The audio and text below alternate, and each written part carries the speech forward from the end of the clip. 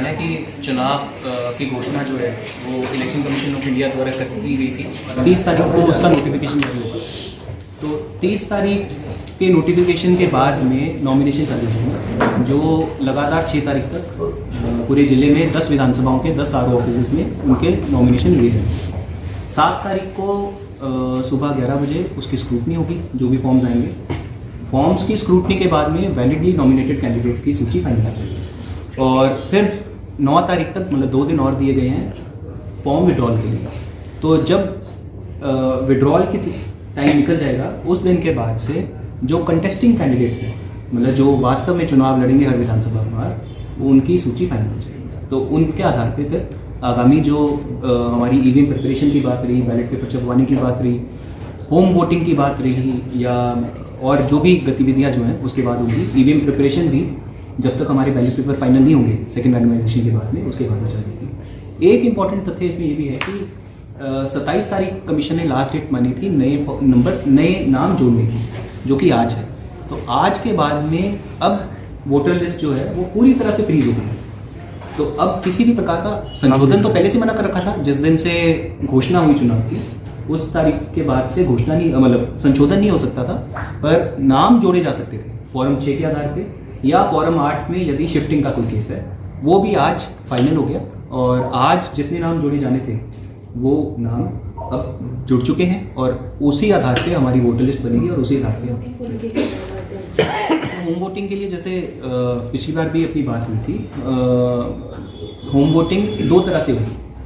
एक जो दिव्यांगजन है हमारे, जो मतलब जो किसी कारणवश अगर दिव्यांगता की कैटेगरी में आते हैं, और दूसरे जो 80+ लोग हैं, उसमें भी आरओ की सेटिस्फैक्शन इम्पॉर्टेंट होगी और कंसर्न जो डॉक्यूमेंट्स हैं वो जो भी व्यक्ति इसके लिए ऑप्ट करता है उसको लगानी होगी। और फिर उसके आधार पे हमारी टीम जो है वो घर जाके उनसे वोटिंग करेगी। इसमें आरओ को ये सेटिस्फाइड होना ज़रूरी है कि वो वास्तव में व्यक्ति बेड रिडन है या इमोबाइल है, वो वास्तव में बूथ में नहीं आ सकता।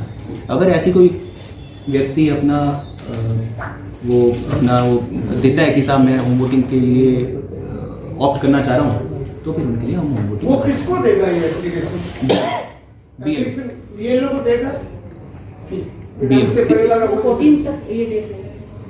चार 4 तारीख को जो उसमें ये निर्देश है उसमें कमीशन की ओर से कि 30 तारीख से 4 तारीख तक, मतलब 30 अक्टूबर से लेकर 4 नवंबर तक जितने फॉर्म 12D कंप्लीट होके आ जाएंगे और जिस पे आरओ सहमत होगा कि इनको हमें होम वोटिंग कराना है, तो उनकी होम वोटिंग के लिए लिस्ट फाइनल करेंगे हम 4 तारीख के बाद।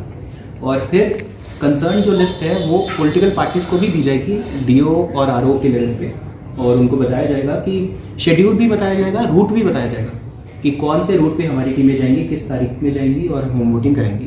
तो वो सारी चीज़ें पारदर्शी रहें और संबंधित जो पॉलिटिकल पार्टीज़ हैं या कैंडिडेट्स हैं उनकी जानकारी में रहे, वो सब हम सुनिश्चित करेंगे और कोशिश करेंगे कि स्मूथली ये, क्योंकि एक नया कॉन्सेप्ट है, राजस्थान में पहली बार है होम वोटिंग का।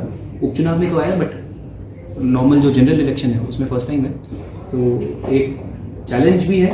पर इससे कमीशन की जो मंशा है कि जो व्यक्ति किसी भी कारणवश नहीं आ पाते थे उनके लिए हम व्यवस्था करते हैं।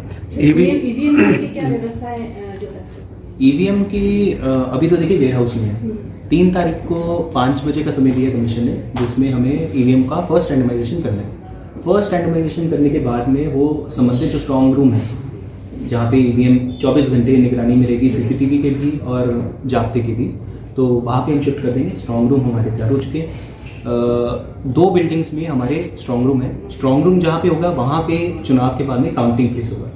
तो महिला पॉलिटेक्निक में 4 हैं, 4 विधानसभाएं हमारी महिला पॉलिटेक्निक में हैं और 6 विधानसभाएं जो है हमारी वो कोएड वाला जो पॉलिटेक्निक है उसमें सैंक्शन आगे 45 हमारे ऑक्सिलरी बूथ नए हैं। तो 2566 प्लस 45, तो ये 29 तारीख को हम जो दोबारा 2566 प्लस 45 आखिरी में 1 आएगा। तो जो भी है टोटल कितना हुआ मैं एक बार कर ही देता हूँ, कितना जो है वो होंगे। और इसकी सूची जो है 29 तारीख को हम विधिवत जारी करेंगे। कर्मचारी मेरे हिसाब से 20 से 25 हज़ार का आंकड़ा है। मतलब आप ये भी देखें, अगर 2600 बूथ हैं,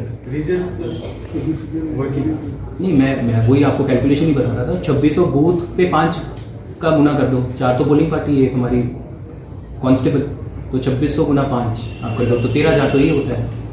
और बाकी फिर सेक्टर ऑफिसर, फिर रिजर्व, जैसे आप कह रहे हो हम 20% रिजर्व रखेंगे, तो ये सब करके मेरे हिसाब से 20 से 25 हज़ार के बीच में जो कर्मचारी हैं वो रहने चाहिए इसमें। ठीक है। ये ईवीएम को लेके क्या व्यवस्था है जो है अब तक? ईवीएम की अभी तो देखिए वेयर हाउस में है। 3 तारीख को 5 बजे का समय दिया कमीशन ने, जिसमें हमें ईवीएम का फर्स्ट रैंडमाइजेशन करना है। फर्स्ट रैंडमाइजेशन करने के बाद में वो संबंधित जो स्ट्रॉन्ग रूम है, जहाँ पे ईवीएम 24 घंटे निगरानी में रहेगी, सीसीटीवी के भी और जाब्ते के भी, तो वहाँ पे हम शिफ्ट कर देंगे। स्ट्रॉन्ग रूम हमारे तैयार हो चुके हैं। 2 बिल्डिंग्स में हमारे स्ट्रॉन्ग रूम है। स्ट्रॉन्ग रूम जहाँ पे होगा वहाँ पे चुनाव के बाद में काउंटिंग प्लेस होगा। तो महिला पॉलिटेक्निक में 4 हैं, 4 विधानसभाएं हमारी महिला पॉलिटेक्निक में है, और 6 विधानसभाएं जो है हमारी वो कोएड वाला जो पॉलिटेक्निक है उसमें। सर एडिशनल बूथ का डिसाइड हुआ? सैंक्शन आ गई।